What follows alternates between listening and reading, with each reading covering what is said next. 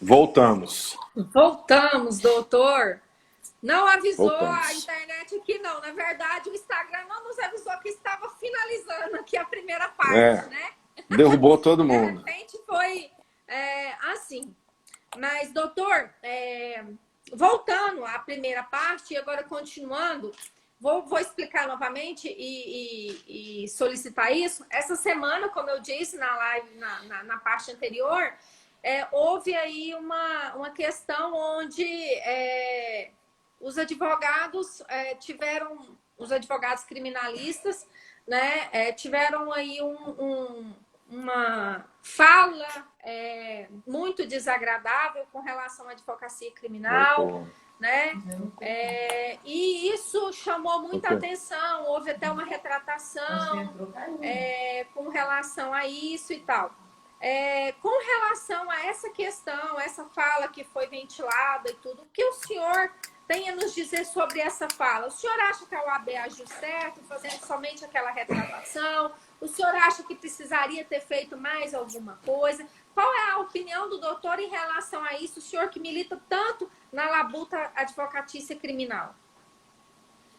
Pois bem, eu tenho minha impressão própria e prefiro me posicionar somente a respeito disso. O que a OAB fez ou deixou de fazer, para mim, serei curto e grosso.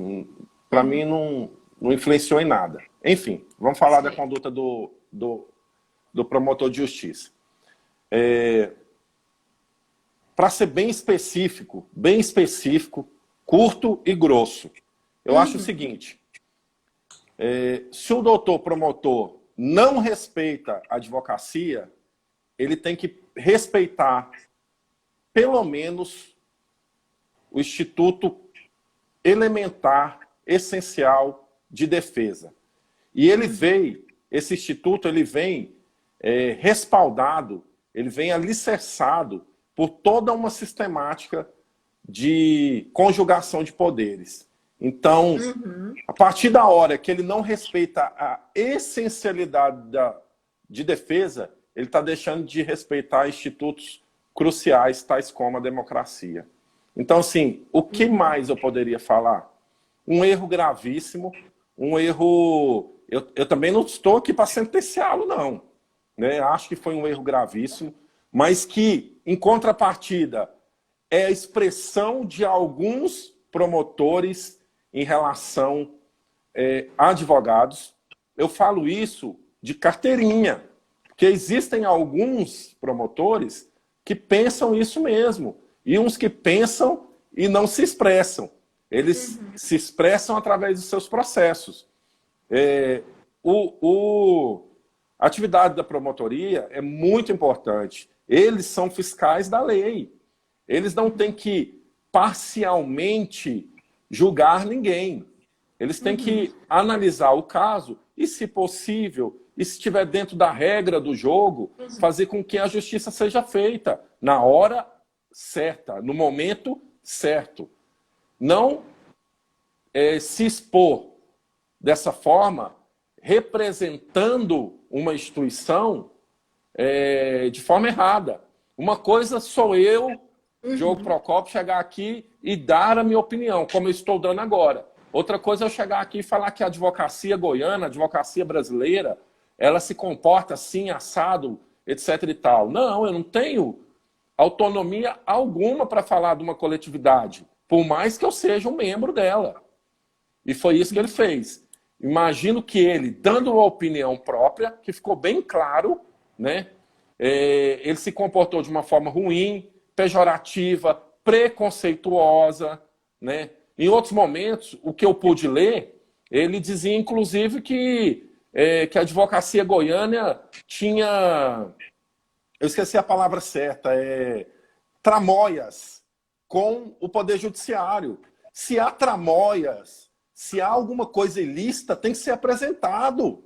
Né? Se nós estamos tramoiando, entre aspas, e é crime, tem que ser apresentado.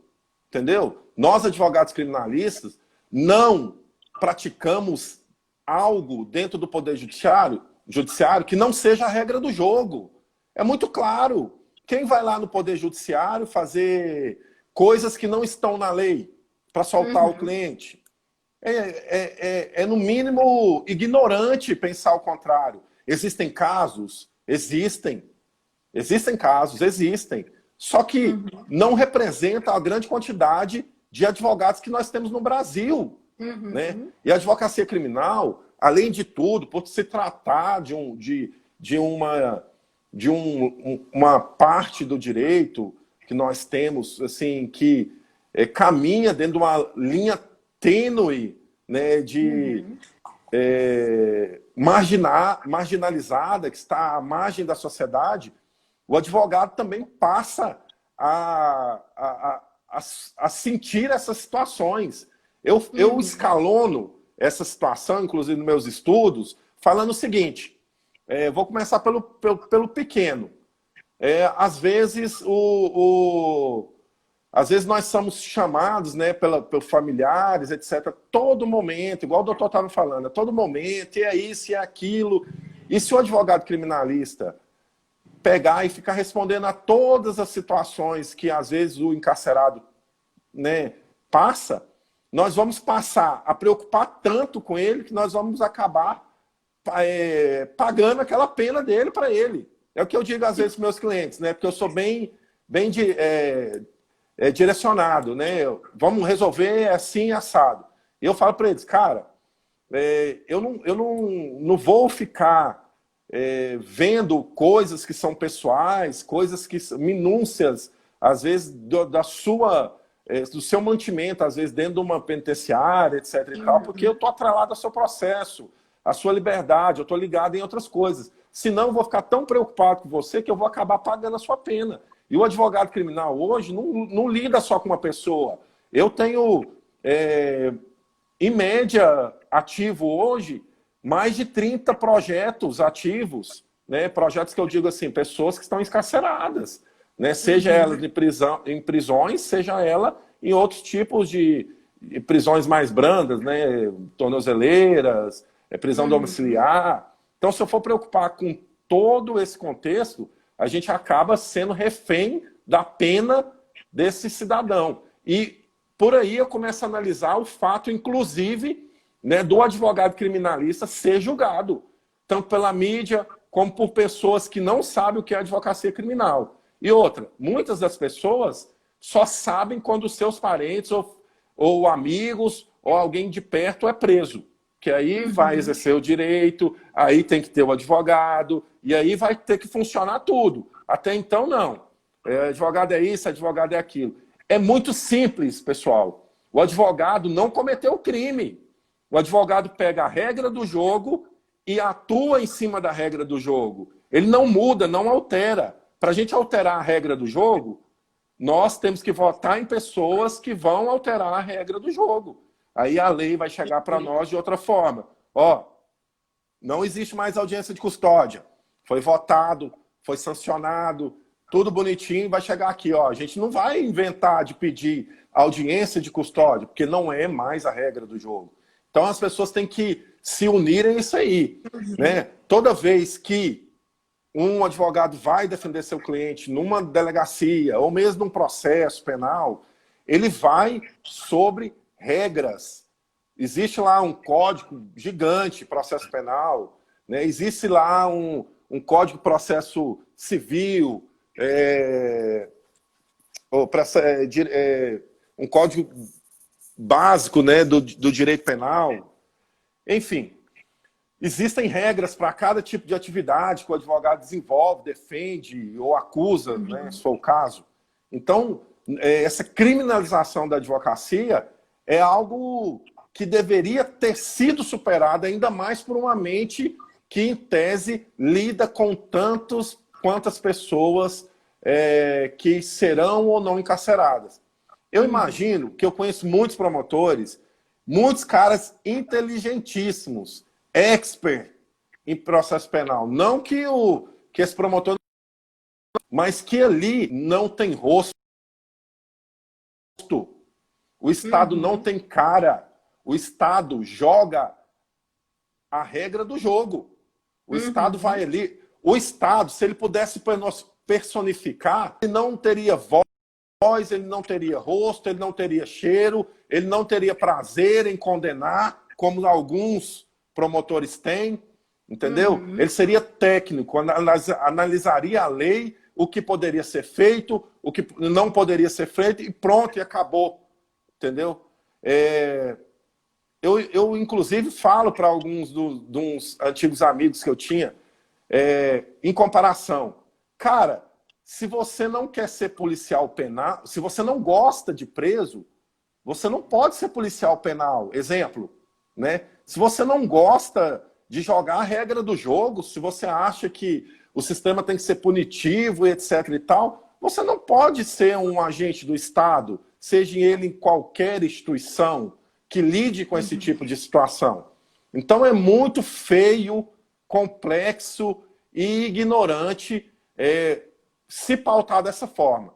Agora, em relação ao OAB, eu prefiro ficar tranquilo na minha aqui. Deu para perceber que eu imagino que eles fizeram o que era possível mediante uma retratação precoce, né, ou emergencial. Então, assim, eles correram e fizeram o que era possível. Mas, eu digo e repito, a advocacia criminal, inclusive, tem que se unir mais para que... Não estou saciando aqui o ingresso à advocacia, não. Mas muitas pessoas que, como se diz, denigrem essa advocacia em todos os aspectos, agora não só no aspecto criminal, mas que, por exemplo, teve um caso aqui em Goiás que o juiz do trabalho desmoralizou a advogada frente a todo mundo, porque a advogada estava vestida, sei lá como, né? Segundo ele, inapropriado, né? Tal. Se ela tivesse sendo apropriada, ela não tinha entrado nem no primeiro portão da Justiça do Trabalho. Enfim, são coisas desse tipo que fazem com que nós sejamos criminalizados, nós deixemos de exercer nossos papéis, e a sociedade tem uma vocação, às vezes, punitiva, até que consiga viver esse tipo de direito. Então, assim, voltando e terminando sobre esse assunto, pessoas que agridem a advocacia de alguma forma e que estão hoje em patamares, não digo patamares, né, em instituições governamentais, de pares em relação à advocacia, elas devem ser processadas, entre aspas, quando deixam de exercer os seus cargos públicos e requerem as suas carteiras junto à ordem, né? Eu defendo veementemente que certos tipos de profissões não devem, inclusive, ter a oportunidade de ter a carteira da ordem. São projetos que tem no Brasil todo, não estou inventando a roda, né? Mas quem vem aí deteriorando, contribuindo para que a advocacia seja hostilizada, criminalizada, e vem destruindo o papel de defesa, e depois sai das suas acomodações, e além de tudo, né, tem o respaldo financeiro para ingressar com grandes escritórios aí no mercado. Essas pessoas não devem, ou devem ser passadas por um crivo, né, ou devem, de alguma forma, estarem, por algum tempo, sendo analisadas para ter carteira da ordem, né? Inclusive, pessoas que entendem que a advocacia, né, é tão ruim assim para a sociedade. É difícil até falar sobre isso, porque é a mesma coisa, não é falando sobre a pessoa, mas tendo uma posição daquele profissional que representa o Estado frente ao direito de alguém que, às vezes, está simplesmente sendo julgado, processado, né? Não me delongando, mas para finalizar, às vezes, ó, você vê que é tão importante isso aí para o senso mais comum, né? Para as pessoas que às vezes falam, e porte de arma, etc. Não que eu não defenda porte de arma também, né? Mas dentro das suas minúcias. Mas vamos supor, exemplo, você está lá na sua casa, você tem lá o seu porte de arma, ou não tem o porte de arma, você tem só lá seu registro, está dentro da sua casa, etc. e tal. Aí vamos supor que o cidadão, um outro cidadão, né, que passa a ser um meliante, que passa a ser um acusado, entra na sua casa e você reage a uma injusta agressão, né? E aí você, de alguma forma, efetiva disparos múltiplos, né? Às vezes em locais que tentam, são interpretados por outras pessoas que não estavam no calor das atividades de forma não defensiva. Né? Então, vamos chegar lá naquela hora onde a sua visão, a sua convicção pessoal é colocada lá no processo. Eu tenho um pai de família que estava defendendo a sua família, uma pessoa que não tem antecedentes criminais, uma pessoa que perante a sociedade é idônea, uma pessoa que é um bom pai, um bom filho, uma pessoa que nunca cometeu um crime, etc e tal, que ali no calor daquela atividade afetou, sei lá, 5 disparos e os disparos foram, às vezes, a queima-roupa, pegaram em locais que não intitulam a tese de defesa. Então, eu vou ter lá uma promotoria que quer, por tudo, condenar essa pessoa. Então, outros aspectos têm que ser levados em consideração. É óbvio, se a gente tiver a mente fechada sobre essa situação, nós não conseguimos vislumbrar nem a técnica primordial do processo penal. Falei demais já. Mas falou muito bem. Doutor, pessoal, o doutor Diogo, ele está manifestando a livre expressão dele, a liberdade de expressão dele, isso é uma opinião dele, né? E eu quero deixar isso bem claro para todo mundo. Mas, doutor, continuando, né? Que estamos bem, estamos maravilhosamente bem aí com a nossa live. O senhor que milita aí, eu acho que o senhor, tenho certeza, o senhor milita no Estado e o senhor também milita fora do Estado, né? Sim. Aí, diante disso, como é que está sendo a rotina criminal do senhor aí com relação a respaldar melhor o seu cliente, né? Ou fazer um atendimento mais adequado, né? Essa advocacia, essa labuta advocacia criminal, de um modo geral, no país, que o senhor realmente é um grande criminalista e atua no país. Como é que o senhor está lidando com essa nova rotina criminal? A advocacia criminal, por incrível que pareça, pode até parecer estranho dizer isso, mas a digitalização de muitos processos, ela ajuda demais a advocacia criminal. Porque antes nós tínhamos que deslocar de estado a estado, né, para qualquer eventualidade ou qualquer consulta de processo, porque quando alguém imputa confiança à sua advocacia, ao seu trabalho, você não pode simplesmente ligar para um colega de outro estado e falar, veja para mim, analise para mim, ou faça isso ou faça aquilo. Você tem que estar em cima, você tem que estar colado ali no seu, em tese, né? Não vou falar adversário, né? Mas acaba sendo no seu axis adverso, tempo, na promotoria, você tem que estar passo a passo, ligado, atrás daquilo ali, né, para conseguir defender o seu cliente a contento. Enfim, eu vim andando muito mais Brasil afora, né?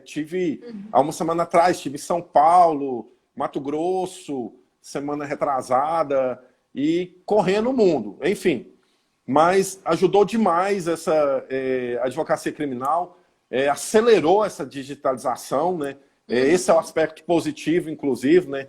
E a advocacia criminal, nesse primeiro momento, estranhou bastante, né, o desacaloramento, né, das audiências, né, o corpo a corpo, né, a lida diária com esse procedimento, mas vem se estabilizando de alguma forma ou de outra, né, vem conseguindo pensar no futuro, porque isso aí já não é mais futuro, ele é presente e continuará em muitos aspectos excepcionais para o futuro, né? E nós acompanhamos essa tendência, claro, obviamente, para não deixar que nossos clientes careçam, né, na busca dos seus direitos. Então, isso aí é bem simples de dizer, né? Trabalhando a todo momento. Tudo que é possível de ser feito, nós estamos tentando fazer. E como grande criminalista que é, o senhor tem atuado bastante. Doutor, seguindo aqui a nossa live, como é que está sendo as visitas do advogado para aquelas pessoas que estão no presídio? É presencial? É por videoconferência? Como é que tem sido isso adotado? É até engraçado você me perguntar isso, né? Porque um dia desse um amigo nosso me ligou, né? E perguntou justamente isso. Como é que está sendo? Não sei o quê. Eu falei, é quase impossível. Ele realmente é quase impossível. Mas o que acontece? Eu costumo ver as duas partes, né? Da problemática. Inclusive, eu sou até um apaziguador dos calores existente entre uma associação que a gente representa também e a DGAP-GO. Né? Eu acho que tudo que é conversado a gente tende a melhorar. Então, o que acontece? Hoje, as visitas foram literalmente, né, extirpadas. O advogado tem contato hoje, por exemplo, no Complexo Prisional de Aparecida de Goiânia, através do interfone. Então, ele vai falar com o seu cliente, ele vai mandar um e-mail ou agendar, né? Toda semana é uma espécie diferente. Ou você manda e-mail, ou você liga, enfim, você agenda um horário e você vai lá no interfone e fala com o seu cliente. Horrível o interfone. Nós já, através de uma reunião com a associação Abracrim, nós conseguimos ver essa posição com o Coronel Augusto. O coronel já está tomando posição, né? É um processo complicado, por mais simples que pareça, porque são quase 5 mil presos no complexo, então é muito difícil lidar com essa situação. Adaptações, elas são lentas, ainda mais num país que tem uma concepção tal como a concepção do promotor público. Né? Enfim. Vou parar de falar sobre isso. Vou parar de falar sobre isso.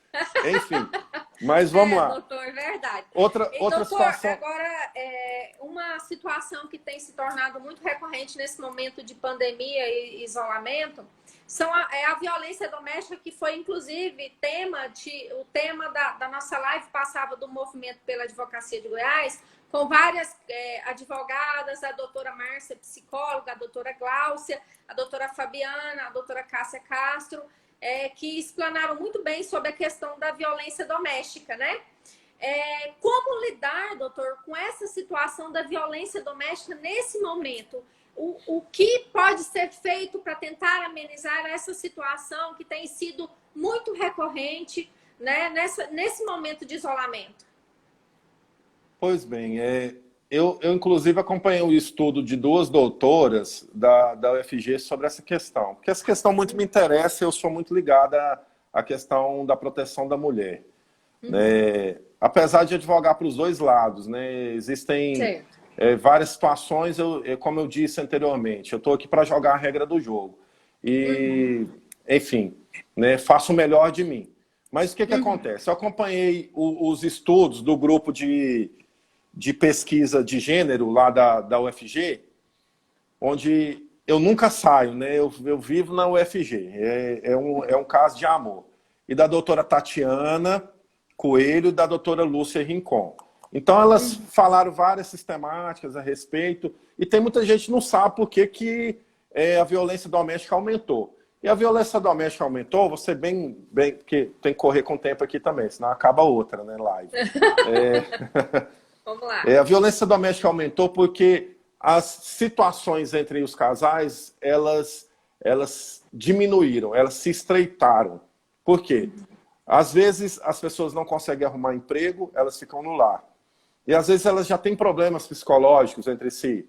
E ali elas acabam transbordando os vários tipos de problema. Ou seja, o cara vai ficar dentro de casa, vai ver a mulher, ele não vai conseguir arrumar emprego, vai passar fome, e vai jogar e transferir isso para os filhos, para a mulher, né, essas situações todas. Então, o aumento desses crimes foi muito, muito alto, né?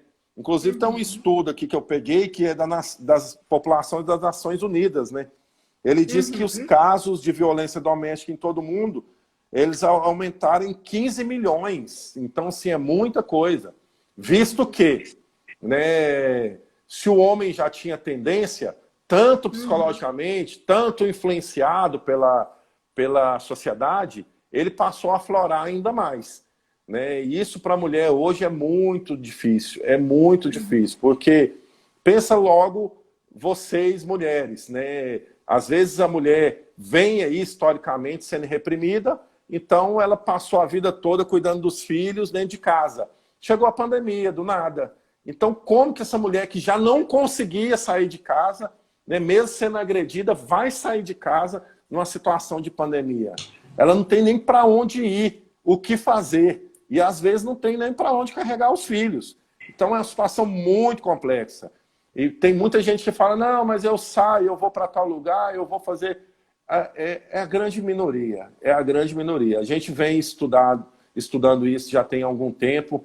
Inclusive, nós estamos extremamente ligados à DEAN Goiás, né, na pessoa da doutora Paula, né, que é, assim, além de ser uma ótima profissional, ela defende muito bem as mulheres, né, ela faz muito bem o papel dela, uma pessoa de extremamente, de um fino trato com a advocacia.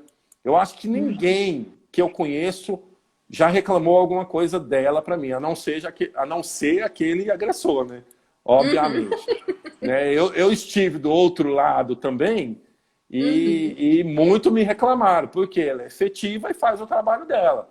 Né? E eu puxo um gancho em relação a isso daí, talvez seja até uma pergunta curiosa, ou talvez esteja até antecipando.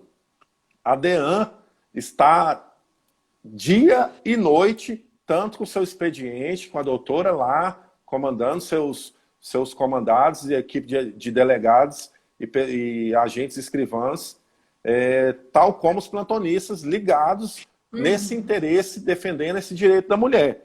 É imprescindível que a mulher, pelo menos, marque o tempo que ela foi, em tese, violentada.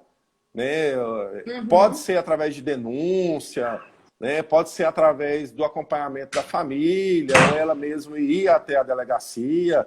Enfim, existem vários telefones. Né? 180 é um telefone que o governo federal disponibiliza. Existem várias DEANs no estado de Goiás também. Eu vou colocar, inclusive, na continuação dos meus stories aí, os telefones da DEAN, os telefones que as mulheres podem procurar, inclusive as autoridades, para denunciarem.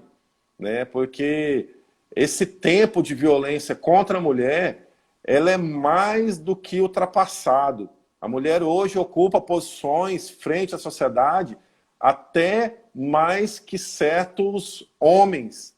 Né? E nós não devemos ser julgados ou analisados pela sexualidade, e sim pela inteligência que se transforma em aspectos progressivos para a sociedade.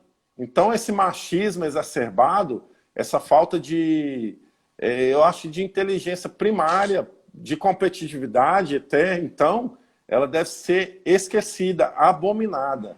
Né? E nos lares, esse falso domínio, essa falsa imposição de que a mulher ela foi feita para ficar dentro de casa, para ser sucumbida ao homem, e essas teses, às vezes religiosas, que são mal interpretadas, porque as teses religiosas bem interpretadas, elas dizem, inclusive, que a mulher é o esteio da casa.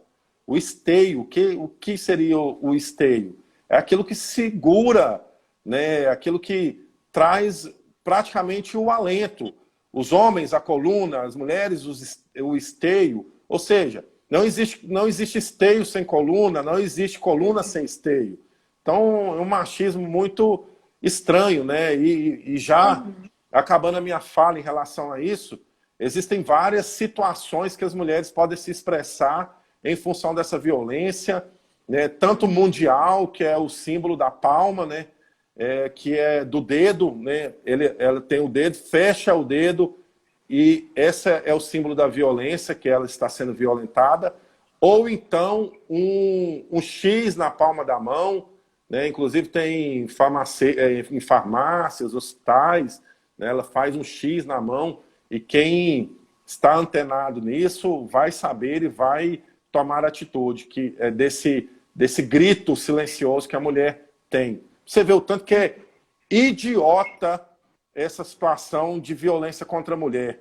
A mulher grita silenciosamente para ser vista como indivíduo social, né? Eu nem me aprofundo nas minhas críticas em relação a isso. Você me pergunta, você defende o agressor? Não, eu não defendo o agressor, eu defendo a lei, os direitos dele. Se ele tiver flexionado o verbo temporal do processo, ou seja, né, feito o crime, não sou eu que vou julgar, vou defender. Quem vai julgar é um juiz togado, né, constituído para isso, vai ter todo o processo que havíamos falado anteriormente. Eu falo, né? Ótimo, doutor. Aos telespectadores aí, o doutor Diogo agora ele fez um sinal que é muito importante para denunciar a violência doméstica. Isso é um símbolo mundial, tá? Aonde você for, que se tiver algum momento, se tiver passando algum momento degradante como esse, né, em que a mulher é a parte, quer queira não, a parte mais frágil dessa relação, de fato, esse símbolo, ele ajuda no caso de uma denúncia, inclusive, como o doutor disse, silenciosa, que é o símbolo, a palma da mão, ó, o polegar e fechou, né? Esse é o símbolo mundial, tá? Para denunciar a violência doméstica, como bem dito pelo doutor Diogo Procópio, tá? Doutor, mais uma vez, o Movimento pela Advocacia de Goiás, a nossa live tá já se encerrando com assim, informações muito preciosas trazidas tanto pelo senhor quanto pelo doutor Benedito também. Agradeço imensamente em nome do Movimento pela Advocacia de Goiás por ter aceito o nosso convite, né? Primeiramente, ter aceito o nosso convite. E estendo aqui os nossos cordiais cumprimentos ao doutor. Parabenizo o senhor por grande explicação. Parabenizo o senhor também pelo grande advogado criminalista que o senhor pelo excelente profissional, extremamente qualificado como o senhor, o qual nos dignifica, tá? Eu fico muito honrada de ter feito essa live com o senhor e com o doutor Benedito. Agradeço imensamente ao senhor. Generosidade sua, né? O que a gente vem plantando com muito esforço, muito suor, no Brasil, viemos agora recolher essa safra pouco a pouco, porque como eu disse anteriormente, ser um advogado criminalista neste país é muito complicado, né? Eu passei por vários estágios conhecendo a advocacia criminal por dentro, por posições que não são da advocacia, né? E o que eu tenho a dizer, inclusive, para os advogados criminalistas é que não esmoreçam, né? Nós estamos aí para ficar. Toda vez que pessoas infringem os direitos dos nossos clientes, nós temos que pensar que um dia os nossos direitos serão infringidos também, né? Existem várias situações, eu tinha falado, inclusive aquela da pessoa que vai ser agredida injustamente. Existem várias situações que nós podemos evidenciar nossos direitos primários de liberdade, né? Reivindicar nossos direitos primários de liberdade. Meus agradecimentos, em especial, primeiramente a Deus, né? Sem Deus, nada aqui hoje seria feito, né? Consequentemente, Quero agradecer, né, o movimento pela advocacia, né, em seu nome, que foi debatedora, foi entrevistadora, né?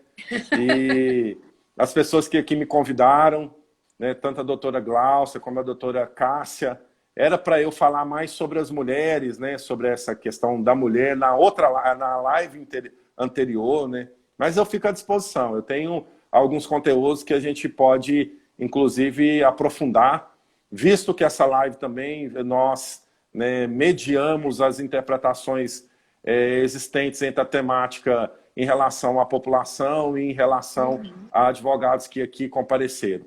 Né? Eu só tenho a agradecer a vocês, espero que o pouco que nós falamos aqui tenha acrescentado aos nossos telespectadores, né, internautas, alguma coisa, e fica à disposição também. Eu vou colocar, conforme eu havia prometido, os telefones da DEAN, porque muita gente me procura, da DEAN do estado todo, vou providenciar isso. E algumas outras coisas aí no histórico. Então vai lá, né, que vai dar tudo certo. Eu tinha parado de fazer lives, porque acho que a prostituição em relação a lives é grande, mas hoje eu me sinto muito feliz por estar neste canal da advocacia, preocupada com o advogado, né, na sua completude de atividades, não só com criminalista, eu vi outras interpretações, e todas as vezes que você falar sobre advocacia, seja ela, né, até trabalhista,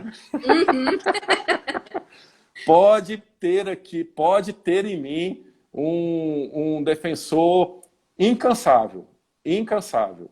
Né? Eu sou um advogado vocacional. Eu tentei ser várias outras coisas, né? Mas a advocacia, no fim da minha vida, né, que eu já sou velhão, no fim da minha vida me chamou, né, por vocação, e aqui estou, eu vim para ficar, e, como se diz, até o fim eu estarei nessa trincheira, né, labutando. E também as minhas considerações aos vários advogados que entraram aqui, que se eu for falar nomes, né, eu vou ficar muito tempo falando, né, as pessoas que estão no meu trato pessoal, as pessoas que acompanham a gente, as pessoas que falam que a gente está sumido nas lives, etc e tal, mas eu imagino que outros projetos venham aí, e nós vamos falar de temas mais polêmicos também, temas que vão colocar as nossas impressões à flor da pele de muitas outras pessoas também. Acho que é isso. Estamos à disposição. Deus abençoe a todos. Tenham uma boa noite todo mundo. E qualquer coisa, só chamar. Obrigada, doutor. Mais uma vez eu quero agradecer ao doutor. E para você aí que nos acompanhou, quero agradecer a você. Agradecer, deixar um grande abraço, um abraço fraterno aqui a todos. E em nome do Movimento pela Advocacia de Goiás, que é um movimento criado para o único objetivo de ajudar o advogado, nós criamos esse movimento para ajudar o advogado. Nós não é um movimento não político, tá? Nós estamos aqui justamente para ajudar na medida do possível com informações, com as lives informativas aí, com advogados da labuta advocatícia de maneira geral em várias áreas. Nós estamos aí para ajudar esses advogados e esclarecer também a população, muitas das vezes, inclusive, como a gente fez hoje, a questão da advocacia criminal nesse momento de isolamento, né, social. Gente, um abraço a todos vocês. Quero agradecer aqui a Deus por ter vocês conosco, agradecer ao doutor Diogo, agradecer ao doutor Benedito e, mais uma vez, agradecer a você que nos acompanhou. Um abraço, fiquem com Deus e que Deus abençoe a todos vocês. Obrigada. Até mais.